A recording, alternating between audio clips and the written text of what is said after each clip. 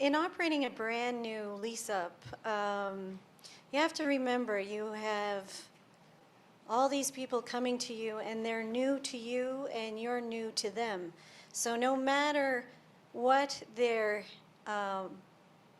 history is for accommodation, maybe they're a seasoned renter, they're still new to you and you're still new to them. So communication is key. You have to have good processes up front, and you have to communicate well during move-in, while they're first there.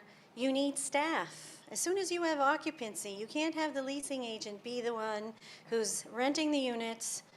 I mean, especially if you have anything over 50 units, if you have one person that is, you know, doing all the move-ins, helping with the deficiencies in the units, running around, you know, with contractors and trying to rent your units, your lease-up is going to go slow, no matter, you know, where you are, what product you have, or how much money you spent on advertising and marketing.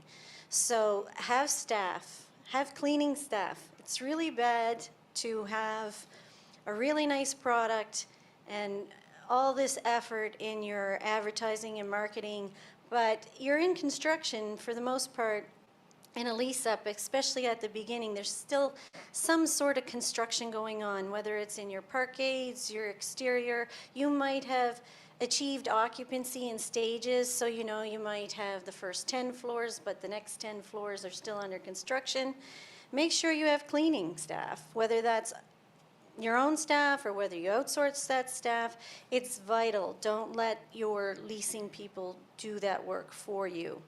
One, it won't be done properly, and two, again, you're taking them away from their primary role.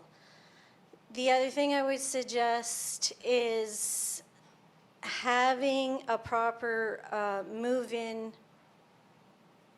resident handbook, whatever you'd like to call it. But make sure it's something that is for the resident and for a user purpose. So things like what to do, especially in new builds. Everybody thinks a new build, there's never going to be any maintenance issues, but like you can have no filters in the HVAC systems, you can have the hookups not to your washers and your dishwashers, you can have flooring issues, gyprock pops, I mean, the list goes on and on. So if you don't have, elevator problems, very common in new builds. Tri-sorter issues, if you're using them, very common in new builds. If you don't have a communication piece out to your incoming tenants, and it's even nice to have on display for when you're renting and leasing to say, oh, hey, this is what we give out to the residents so that they understand what's going on. It gives them a sense of comfort. It's not a marketing tool, though, to say how great the developer is. If you want that piece, have it on a second document. You know, so, you know, whatever sustainability things they have used, initiatives they have taken, what their mission, vision statement is. Yeah, it's a great marketing tool, but your resident is going to maybe glance through that and turf it at some point. You want them to keep the manual for ongoing purposes. So communication, like I said, is key. That is not only face-to-face, but in documents you can provide to them. And that's no different really in lease-up than in stabilized. It's just you need to ramp up for lease-up. You need to have these things in place for occupancy. Don't have 20 people already moved in and none of this done. You're doing it in the back end. You need to do that up front. So it's almost part of your marketing plan. And then maintenance. So in a new build, again, lots of issues pop up. Make sure you have somebody available, whether that's a contractor that's still on site because you still have a construction going on, whether it is a maintenance person that you use that goes from building to building, or it's someone dedicated to your building. Make sure somebody's there so that the response is within a reasonable time. One, we should be responding within 24 hours to the inquiry or to the email, whatever's given to you. But somebody should be showing up within 48 hours to do some kind of work or assess the problem. And if you don't do that, especially in Lease-up, your Google reviews are going to be bad. And it's evident all the time. There's so many examples out there.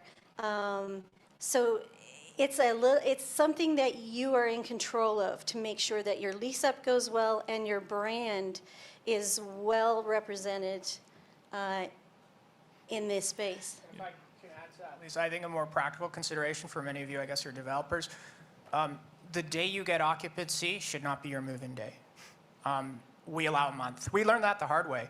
But first of all, too, especially in City of Toronto, the occupancy permit is, I won't get into it because I'll get frustrated and upset, but like how and when they do that. But whenever that date is, I would just say, do not have your move-in date to be within even that same week. Allow a month. Allow a month to get your house in order, the back-of-house systems, to make sure everything's there. And as we've been saying consistently, that first impression is really important. And we're just touching on that Google reviews, but that could have negative impact on your lease-up if people had a shitty experience moving into your building. And allow yourself that time of at least a month to get everything.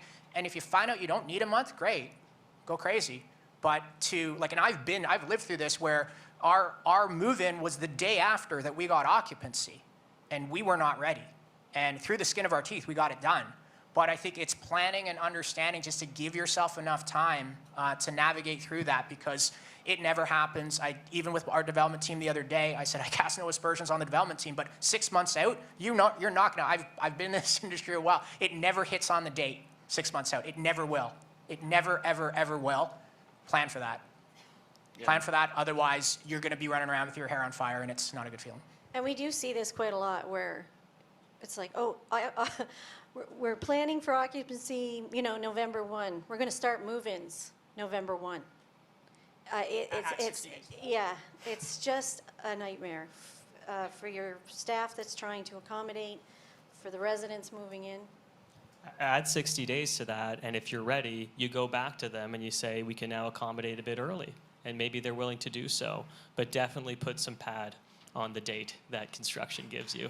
That's good wisdom. I think it's important to know, because Lisa, you made the comment about Google reviews, like it's your operations that will drive your reputation. The building itself, the amenities, how nice the countertop is in the sink, that's actually not going to drive your reputation. People know what they're signing up for. They've presumably toured the building, and it's meeting their expectation. So all of your reviews are going to have to do with your operations, and then your reviews basically make either your leasing staff's life terrible or much easier, one of the two, generally nowhere in the middle, and also your marketing team. And so it all kind of goes back to the beginning.